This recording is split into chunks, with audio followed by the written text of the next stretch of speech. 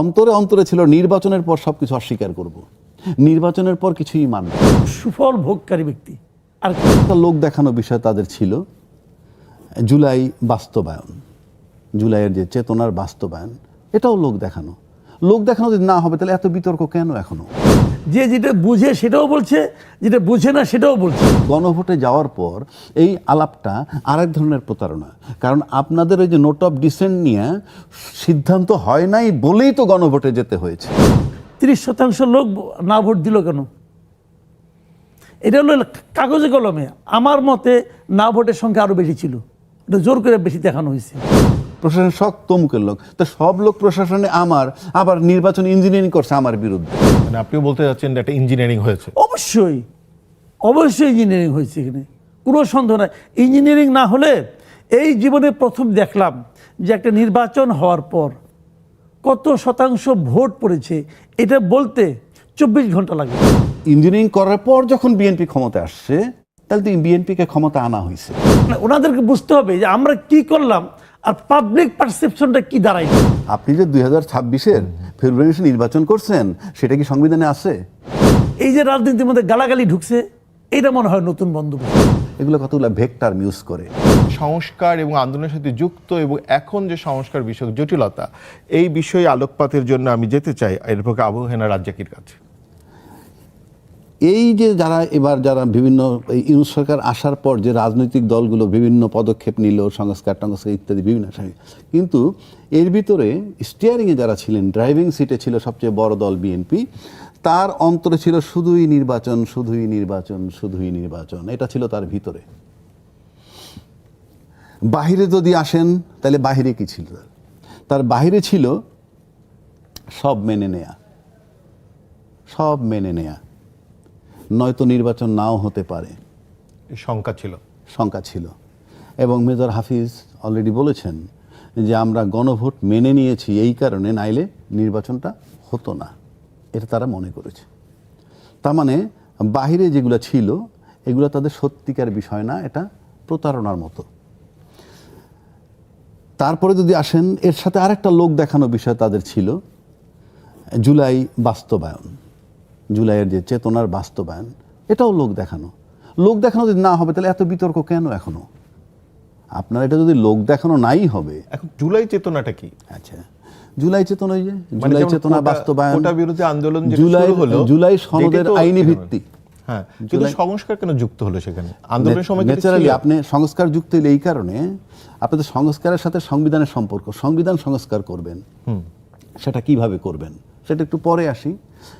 সেই সংবিধান সংস্কার করতে হলেই আপনার আজকের যে গণভোট হইল এবং যেখানে জুলাই সনদের আইনি সংস্কার, অর্থাৎ জুলাই সনদ উইদিন ব্র্যাকেট সংবিধান সংস্কার 2025, এই বিষয়টা আছে। তাহলে আপনার বাহিরে ছিল কি লোক দেখানো, আপনি সবটায় রাজি হবেন, আর কথায় কথায় জুলাইয়ের কথা বলবেন যে জুলাই আমরা যেটা স্বাক্ষর করেছি সেটা বাস্তবায়ন করব, যেটা নোট অফ ডিসেন্টে ভরা, এবং ভাইটাল যে জিনিসগুলা সেইগুলোই একমত হয় নাই, বারবার এই কথা বলতেছে। কিন্তু আপনি গণভোটে যাওয়ার পর এই আলাপটা আরেক ধরনের প্রতারণা। কারণ আপনাদের ওই যে নোট অফ ডিসেন্ট নিয়ে সিদ্ধান্ত হয় নাই বলেই তো গণভোটে যেতে হয়েছে। যদি ওইগুলো সিদ্ধান্ত হয়ে যেত আর তো গণভোটের প্রয়োজন ছিল না। এবং এই গণভোটের প্রস্তাবকও কিন্তু আজকে যারা ক্ষমতায় তারা, এখন তারা ওখানে ক্ষমতায় গণভোট, এখন বলতেছে গণভোট সংবিধানে নাই, তো জুলাই সংবিধান সংস্কার পরিষদ বলতে যা বোঝায় সেটা সংবিধানে নাই ইত্যাদি। সেটা আমি পরে ব্যাখ্যায় আসছি। তাহলে এটা হলো বাহিরে, ভিতরে ছিল শুধু নির্বাচন, বাহিরে তাদের এইগুলো। এইবার আসেন অন্তরে। অন্তরে অন্তরে কি? অন্তরে অন্তরে ছিল নির্বাচনের পর সব কিছু অস্বীকার করব, নির্বাচনের পর কিছুই মানব না। এটা কেবল অন্তরের ভিতরে ছিল। যেমন ধরুন, আপনি যদি একটা ঘর ভাড়া নেন, কারো ঘর ভাড়া নেওয়ার সময় আপনার প্ল্যান আছে যে ভাড়াটি হিসেবে ঢুকবেন, কিন্তু এরপরে এই বাড়ির দখলটা আর ছাড়বেন না। তার মানে আপনি বাড়িটা দখলের উদ্দেশ্যেই ভাড়া নিছেন, ভাড়াটি হিসেবে ঢুকলেন, ঢোকার পর আপনি আর সরছেন না এখান থেকে, তখন এটা মালিকানা দাবি করে বসলেন ইত্যাদি। এইটা এটা রাজনৈতিক কৌশল না?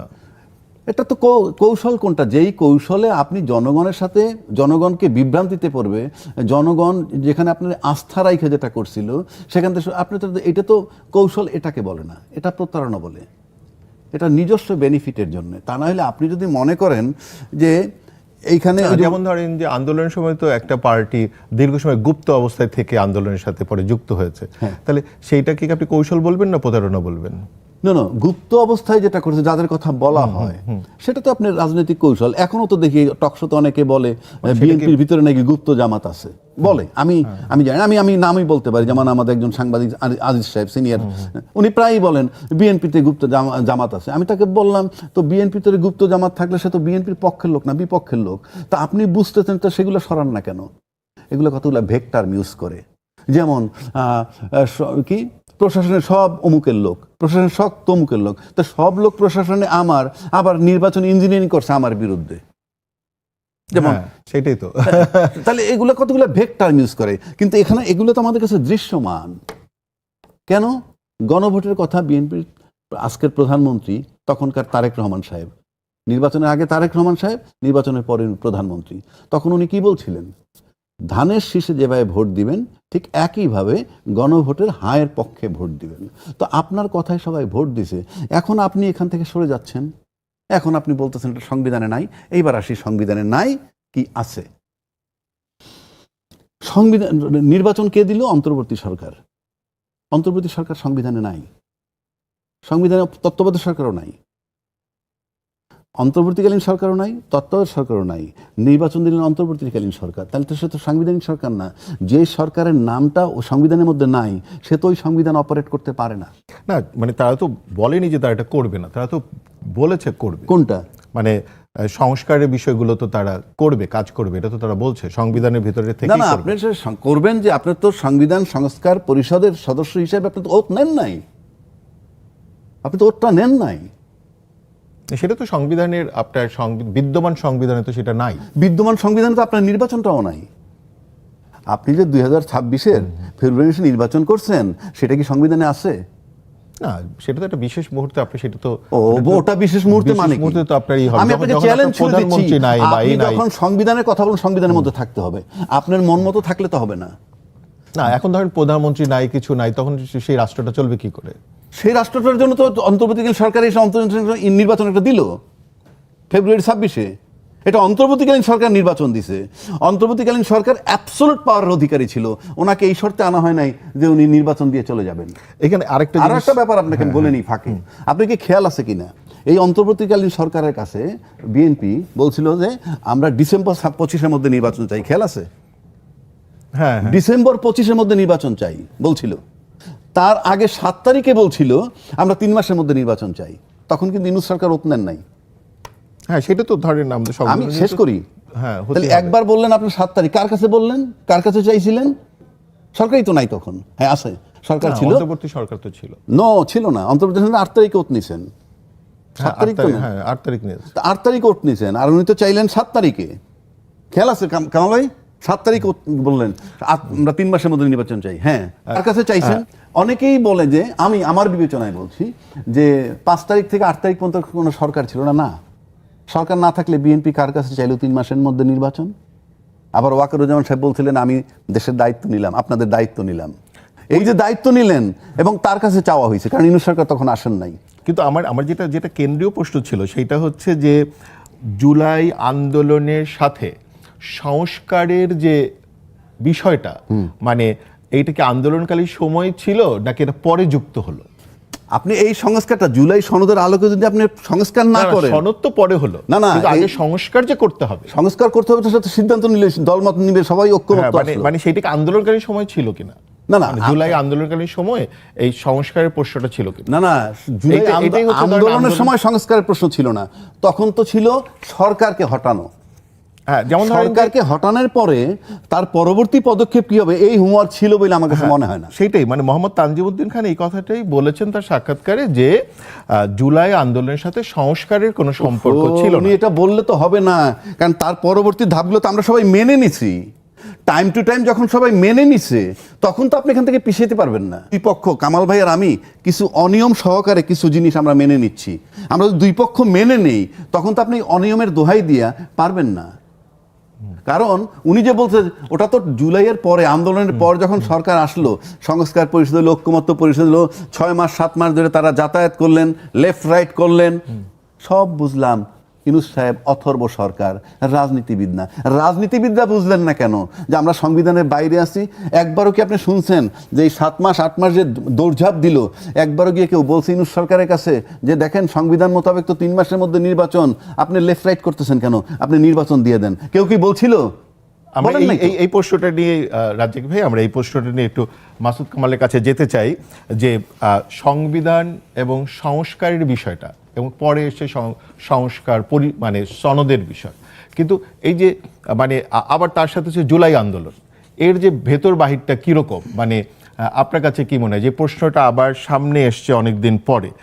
এর সাথে মাসুদ ভাই আরেকটা প্রশ্ন আমি যুক্ত করে নেই, সেটা হচ্ছে যে সোশ্যাল মিডিয়ার যে কমেন্টস বা রিয়াকশনের কতটা মানুষের মতামতকে রিপ্রেজেন্ট করে বলে আপনি মনে করেন? কারণ এরকম একটি প্রশ্ন সামনে নিয়ে আসা হয়েছে যে সালাউদ্দিন সাহেবের একটা বক্তব্যের পরে কতটা হাহা হি রিয়েক্ট হয়েছে, কতটা কি রিয়েক্ট হয়েছে, সেটাও খুবই গুরুত্বপূর্ণ ব্যক্তিরা সামনে নিয়ে এসছেন। তো সোশ্যাল মিডিয়াতে হাহা হি রিয়েকশনগুলো কীরকম করে কাজ করে, বা সেটারও ভেতর বাহির বা রাজনীতিটা কি, এই দুটো জিনিস? তাই না, এখানে জিনিস দুইটাই, কিন্তু এখানে বিষয়টা কিন্তু অনেক বড়। আমি বলি, আপনি অনেকগুলি পয়েন্ট বলেন না, জুলাই আন্দোলন, তারপরে বললেন সংস্কার, তারপরে বললেন জুলাই সনদ, ঠিক আছে, এবং তারপরে সংবিধান সংস্কার, সংবিধান সংস্কার পরিষদ যেগুলো করা হচ্ছে, সংবিধান পরিষদ, এই যে বিষয়গুলো না, এগুলি সবগুলিকেই আপনি এক সূত্রে গাঁথতে পারেন, আবার এক সূত্রে গাঁথার কোনো সুযোগ নাই এটাও বলতে পারেন। যেমন আমি একটা একটা করে আপনি বলি, জুলাই আন্দোলনটা ছিল বেসিক্যালি একটা কোটা বিরোধী আন্দোলন, সিম্পল কোটা বিরোধী আন্দোলন। জুলাই আন্দোলনটা হয়ে গেল সরকার পতনের আন্দোলন।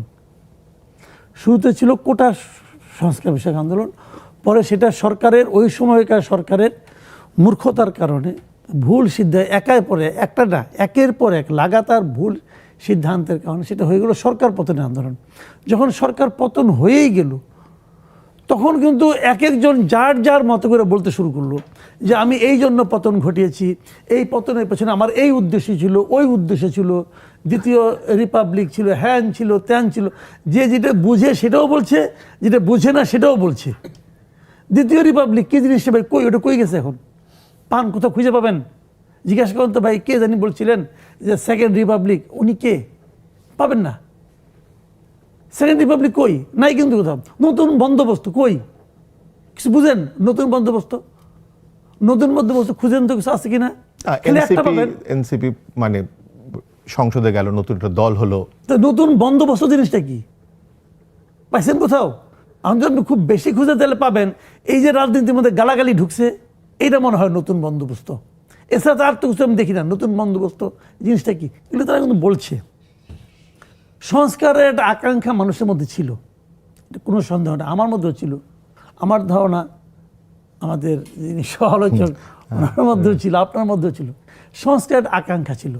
আনফর্চুনেটলি এই আকাঙ্ক্ষাটা পার্সন টু পার্সন ভ্যারি করছে। যার যার মতো করে সংস্কারের আকাঙ্ক্ষা ছিল। আমার আকাঙ্ক্ষা আপনার আকাঙ্ক্ষা এক ছিল না। আমার আকাঙ্ক্ষা রাজ্জাকি ভাইয়ের আকাঙ্ক্ষা এক ছিল না। ওনার আকাঙ্ক্ষা ওনার মতো করে, আমার আকাঙ্ক্ষা আমার মতো করে। আকাঙ্ক্ষা একটা ছিল, কিন্তু সেই সংস্কারের যে আকাঙ্ক্ষা, তার সঙ্গে সংস্কার কমিশনের কর্মকাণ্ডের কোনো মিল নাই।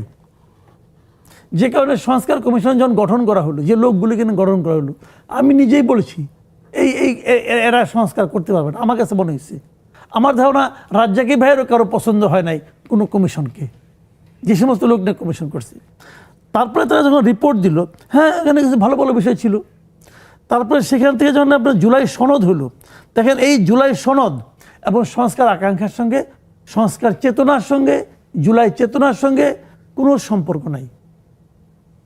জুলাই চেতনার যে পূর্ণ বহিঃপ্রকাশ এই জুলাই সনদে ঘটছে, এটা মনে করার কোনো কারণ নাই। কারণ যে লোকগুলি জুলাই সনদ সনদটা প্রণয়ন করছে, এরা কেউ জুলাই আন্দোলনের সঙ্গে ছিল না। এমনকি এই জুলাই সনদটা যে সরকারের আমলে হয়েছে, যে সরকারের আপনার কি বলবো এটাকে অভিভাবকত্ব হয়েছে, সেই সরকারেরও 80% লোকের সঙ্গে জুলাই আন্দোলনের কোনো সম্পর্ক ছিল না, ইনক্লুডিং ডক্টর ইউনূস। এরা কেউ জুলাই আন্দোলনের কেউ না, এরা হলো সুফল ভোগকারী ব্যক্তি, আর কিছু না। এখন যে কারণ হয়েছে জানেন কি, না, ওনারা কি একারা তো করেনি, ওনাদের সাথে তো অন্যান্য রাজনৈতিক দলগুলো ছিলেন, তাতে প্রতিনিধিরা ছিলেন, তাতে কি আসে যায়? দেখেন, আমি একটা সিম্পল এক্সাম্পল দিয়ে বলি আপনাকে। সবগুলি রাজনৈতিক দল সব জুলাই সনদের পক্ষে যখন রেফারেন্ডাম হলো, সেই রেফারেন্ডামে ভোট দেওয়ার জন্য বলছিল না? বলছে তো, সবাই বলছে, জামাত, এনসিপি, এমনকি বিএনপিও বলছে, বলছে তো। তাহলে 30% লোক ভোট দিল না কেন?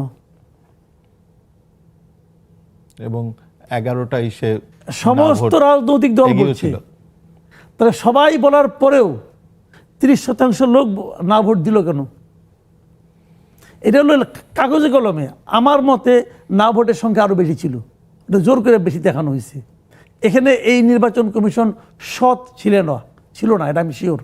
মানে আপনিও বলতে যাচ্ছেন যে একটা ইঞ্জিনিয়ারিং হয়েছে? অবশ্যই ইঞ্জিনিয়ারিং হয়েছে, এখানে কোনো সন্দেহ নাই। ইঞ্জিনিয়ারিং না হলে, এই জীবনে প্রথম দেখলাম যে একটা নির্বাচন হওয়ার পর কত শতাংশ ভোট পড়েছে, এটা বলতে 24 ঘন্টা লাগে। এর আগে জীবন আমি ভাই সাংবাদিকতা করি অনেক বছর, 37 ইয়ার্স আমি সাংবাদিকতা করি। আমি একদম শুরু থেকেই, একদম যখন জুনিয়র 91-এ সাংবাদিকতা, ওই সময় আমি ইলেকশন কভার করছি। যে কোনো সেন্টারে যখন যেতাম, যে প্রথম প্রশ্নটা আমার হইতো, ভাই কত % ভোট পড়ছে? প্রিজাইডিং অফিসার 2 মিনিটের মধ্যে উত্তর দিত, 2 মিনিটের মধ্যে এত % ভোট পড়ছে। কীভাবে বলতো? যে ভোটগুলি দেওয়া হয়ে যায় না, ওই মুড়ির যে কাগজগুলো, বইগুলি, একটা বই 100 করে থাকতো। ওই বই, একটা বই যখন শেষ হয়ে যেত, ওই সহকারী প্রিজাইডিং অফিসার ওই বইটা জমা দিয়ে একটা নতুন বই নিত। প্রিজাইডিং অফিসারের কাছে ওই ভোট দেওয়ার পরে ওই মুড়িগুলি থাকতো, ওইটা দেখে উনি বলতে পারতেন যে কতগুলি ভোট হয়েছে। ধর ওই কেন্দ্রে 4000 ভোট হয়েছে 800, উনি সঙ্গে সঙ্গে বলে দিতেন 20% ভোট এখন পর্যন্ত কাস্ট হয়েছে। কাজে এইটা বলতে যদি 24 ঘন্টা লাগে, তাহলে বুঝতে হবে এর মধ্যে ম্যাও একটা আছে। ওকে, খুব চমৎকার বলেছেন যে মাসুদ কামাল বলেছেন যে এই হ্যানা ভোটের যে ম্যাও, যদিও অন্য ভোট নিয়ে সবাই ইঞ্জিনিয়ারিং প্রশ্ন তুলেছেন, কিন্তু কেউ এখন পর্যন্ত হ্যানা ভোট নিয়ে খুব বড় রকমের এই ইঞ্জিনিয়ারিং বা মাসুদ কামালের ভাষায় ম্যাওকে খুঁজে বের করার চেষ্টা করেননি। কিন্তু একই সাথে আমাদের একটা প্রশ্ন ছিল, তা হচ্ছে সোশ্যাল মিডিয়ার কমেন্টস কতটা গ্রহণযোগ্য হতে পারে, সেখানে হাহার হিহি রিয়াকশন কতটা গ্রহণযোগ্য হবে কি হবে না, তার ভেতর বাহির কি হতে পারে, এটা নিয়ে আমি প্রথমেই যাব আবু হেনা রাজ্জাকির কাছে, তারপরে আমরা যাব মাসুদ কামালের কাছে।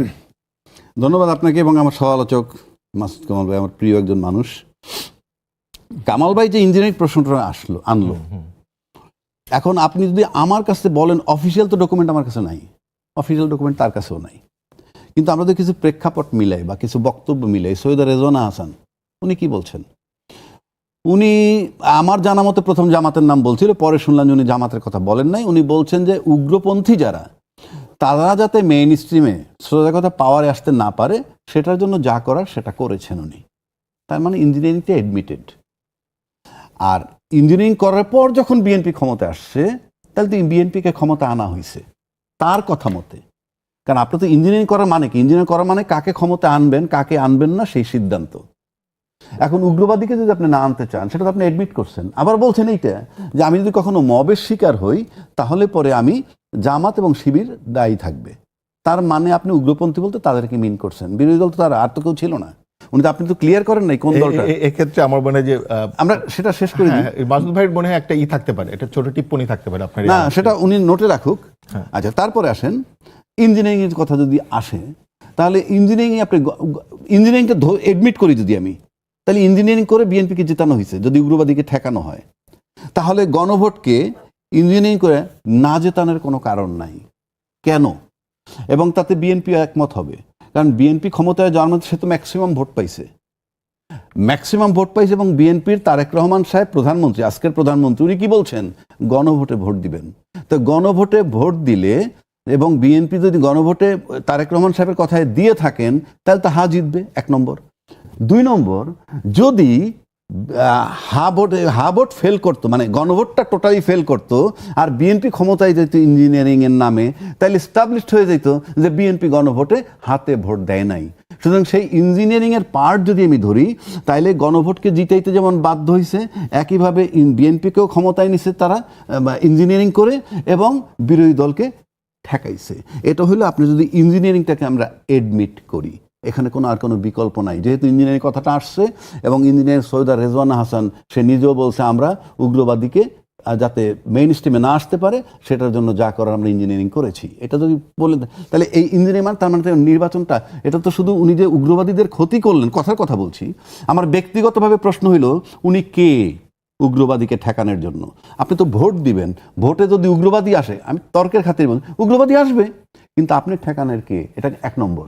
2 নম্বর, আপনি বিরাট উপকার করছেন রাষ্ট্রের, ভালো কথা, উগ্রবাদীদেরকে ঠেকাইছেন, আপনি ঠেকাইছেন। উগ্রবাদীদের ঠেকানোর মানে আপনি তো শুধু উগ্রবাদীকে যে বঞ্চিত করছেন ক্ষমতায় যাওয়া তা নয়, যারা ক্ষমতায় গেছে সেই নির্বাচনটাকে বিতর্কিত করছেন। আপনি টোটাল নির্বাচনটা বিতর্কিত করছেন, এবং আজকে পর্যন্ত তাকে কেউ কিছু বলছে না। এটা আমার কাছে সবচেয়ে আশ্চর্য একটা বিষয়, হুইচ ইজ ভেরি পেইনফুল। আপনি একটা নির্বাচনকে বিতর্কিত করে দিলেন, এবং আপনি ইঞ্জিনিয়ারিং এর মাধ্যমে ক্ষমতায় এনে দিলেন বিএনপিকে, যেহেতু উগ্রবাদীকে ঠেকাইছেন, এবং একইভাবে আপনি গণভোট হাক জয়যুক্ত করতে হবে। তা নাহলে প্রশ্ন আসবে যে তারেক রহমান সাহেব বলছিলেন প্রধানমন্ত্রী সাহেব ভোট দিতে, তাহলে গণভোট ফেল করে কেমনে? এই সব কিছু যদি আপনি মিলান, এখন এখান থেকে সরে যাওয়ার কোনো পথ নাই, কোনো পথ নাই। এই গণভোটই মেনে নিতে হবে 1 নম্বর। এবং সংস্কার যদি সংবিধানে করতে হয়, তাহলে এইটাই হলো একমাত্র দরজা ঢোকার, অর্থাৎ সংস্কার পরিষদ হিসাবে ওত নিয়ে ওই সংস্কারের নামে আপনি সংবিধানে ঢুকবেন, নাহলে ওই সংবিধান ঢোকার কোনো স্কোপ রাখা হয় নাই। It is an admission by Rezwana. Masud ভাই কি বলবেন এই বিষয়ে? যেটা হয়েছে তো হয়েছে, এটা আসলেই হয়েছে। কারণ এই দেশে স্বাধীনতার পর এই মৌলবাদী যে গোষ্ঠীটা আছে আর কি, তারা এই গত 1.5 বছর মানে ইউনূস সরকারের আমলে যতটুকু আশকারা পেয়েছে, এটা এই স্বাধীনতার পরে পর্যন্ত আর কখনো পায়নি। সর্বোচ্চ আশকারা এই সময় তারা পেয়েছে। এখন ইউনূস সরকার এই আশকারা এদেরকে কেন দিল, এটা মাথায় রাখেন। দিলই কেউ নেই, ইউনূস সাহেব এভাবেই সারা দেশে একটা ভয়ের রাজত্ব উনি কায়েম করতে চেয়েছিলেন। কারণ ওনার হাতে আর কিছু ছিল না। মানে উনি যে অপকর্মগুলি করেছেন, উনি কিন্তু অনেক অপকর্ম করেছেন। এদেশের নিয়মতান্ত্রিক যে একটা ব্যবস্থা, এটাকে একদম ভেঙে চুরমার করে দিয়েছেন এই অন্তর্বর্তীকালীন সরকার। মানে তাদের অপকর্মের কোনো শেষ নাই, হিসাব করলে অনেক কিছু বেরোবে।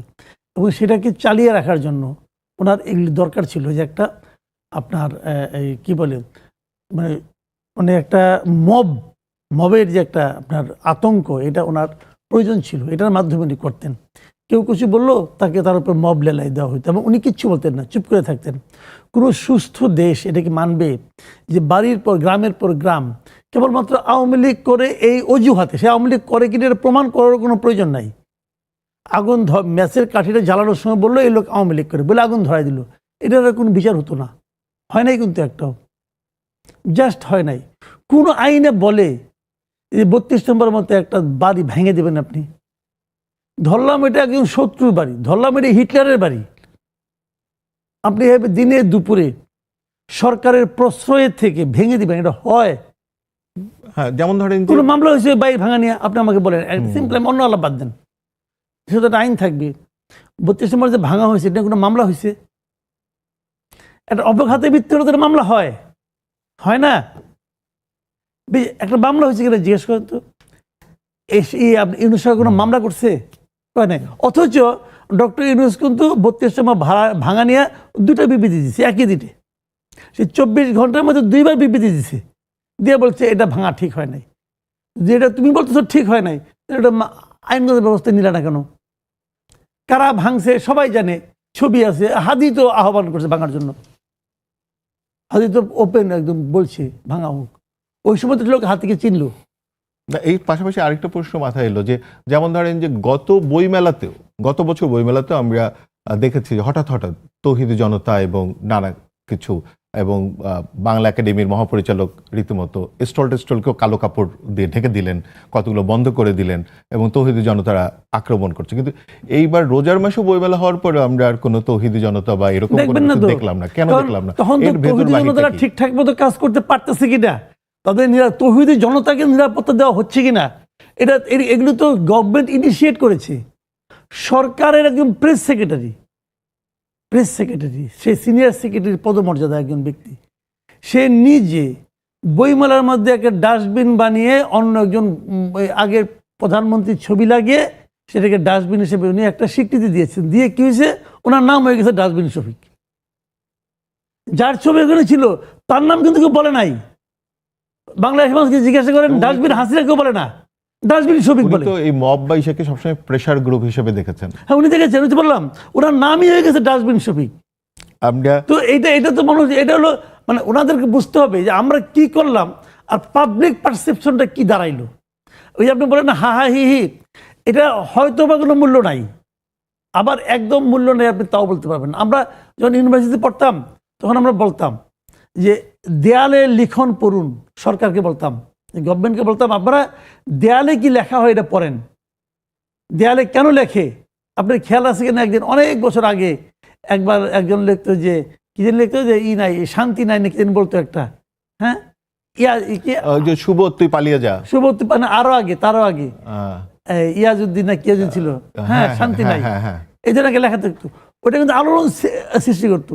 ও কষ্টে আছে আইজুদ্দিন, কষ্ট আছে আইজুদ্দিন। তো ওইটা কিন্তু দেখেন ওইগুলো কিন্তু মানুষের মধ্যে কিন্তু আলোড়ন সৃষ্টি করতো। কেন করতো?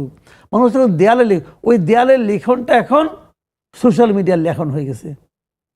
দেয়ালের লেখা যেমন পাওয়ারফুল ছিল, সোশ্যাল মিডিয়া একটা পাবলিক পারসেপশন তৈরি হয়।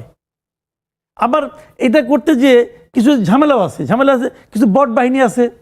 এবং ইন্টারেস্টিং কি জানেন, পাবলিক এখন বট বাহিনীকে চিনা ফেলাইছে। পাবলিক বুঝে যে কোনটা বট বাহিনীর কাজ আর কোনটা আসলে কি কাজ, এটাও পাবলিক এখন বুঝে ফেলায়। কাজেই এগুলো একদম ভূমিকা নাই তা না, আবার এটার মাধ্যমে সরকার পরিবর্তন হয়ে যায় তাও না। তাই যদি হইতো তাহলে ইলিয়াস এবং পিনাকি এদেশের ক্ষমতা পরিবর্তনের ভূমিকা রাখতে তারা তো পারে নাই, কারণ পাবলিক বুঝে ফেলেছে যে কোনটা মোটিভেটেড, কোনটা ধান্দা, কোনটা প্রকৃত পাবলিকের পালস বহন করে, পাবলিক বুঝে ফেলেছে এখন। অনেক ধন্যবাদ মাসুদ।